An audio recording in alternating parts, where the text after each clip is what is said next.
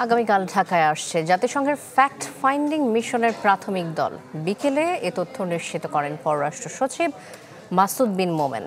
জানান, আগামী 28 আগস্ট পর্যন্ত ঢাকায় থাকার কথা রয়েছে প্রতিনিধি দলটির।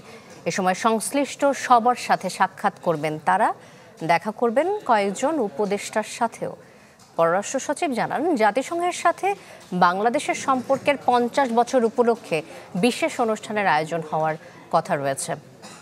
আগামীকাল সম্ভবত এই টিমটি এইচসি একটি টিম আছে led by Mr. Rory Mengovan, উনি Australian national chief of the Asia Pacific section.